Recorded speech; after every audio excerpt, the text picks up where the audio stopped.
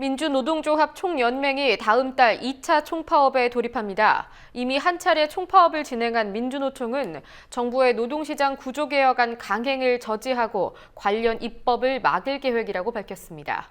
대화를 강조하고 있는 고용노동부는 쟁점 사안에 대한 입장 변화가 없는 만큼 노정 갈등이 해소되기는 어려워 보입니다. 박다솔 기자가 보도합니다. 오늘 민주노총은 7월 15일 2차 총파업을 공식 선포한다. 정부는 독단적 노동시장 구조개혁 추진을 당장 중단하라.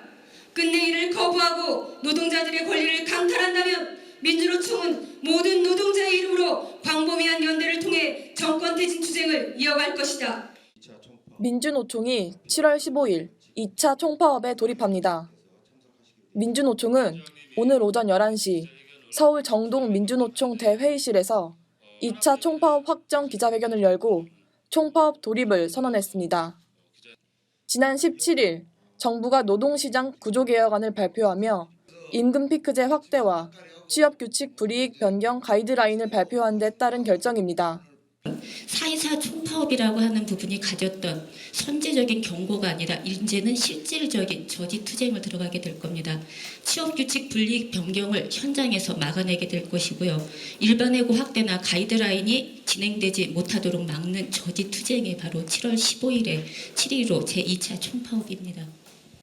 민주노총은 지난 4월의 1차 총파업이 정부의 구조개혁안을 사전에 차단하기 위한 선제 총파업의 의미였다면 이번엔 정부안을 폐기하기 위한 실질적 저지 투쟁이라고 밝혔습니다.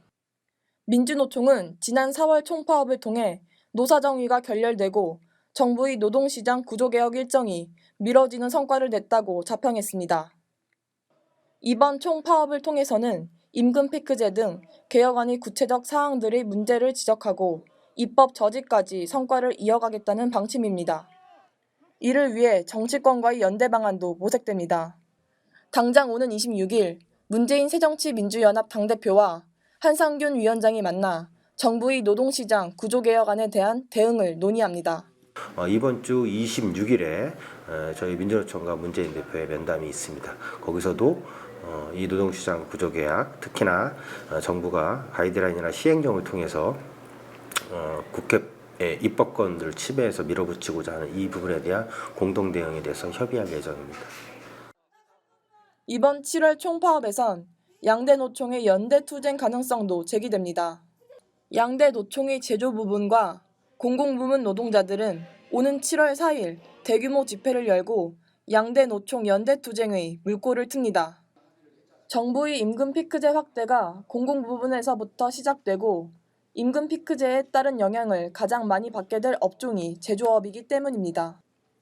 제조업과 공공부문의 노동자들은 이번 총파업에서도 가장 주요한 동력이 될 전망입니다. 반면 공무원 노조와 전교조 등 지난 총파업의 주요 동력이었던 산별 노조들의 참여율은 저조할 것으로 보입니다. 공무원 노조는 지난주 조직분열 사태를 맞아 내부 수습이 시급하고 전교조는 현재로부터 사실상 법의 노조 판결을 받았기 때문입니다.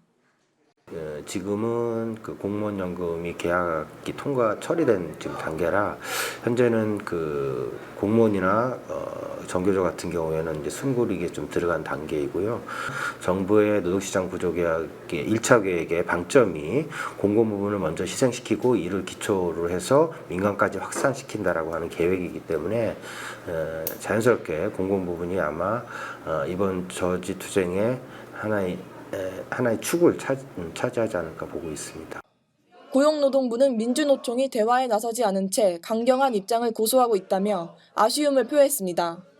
늘 창구, 협의, 대화 창구는 열려 있고 그럼에도 불구하고 노동계에서 파업 계획을 세우고 이런 부분에 대해서는 좀 안타깝게 생각을 합니다. 고용노동부는 지속적인 대화 창구를 열어놓겠다고 밝혔지만 구조개혁안에 대해서는 여전히 강행 입장을 고수하고 있어 노정 간의 갈등은 피할 수 없을 것으로 보입니다. 국민TV 뉴스 박다솔입니다.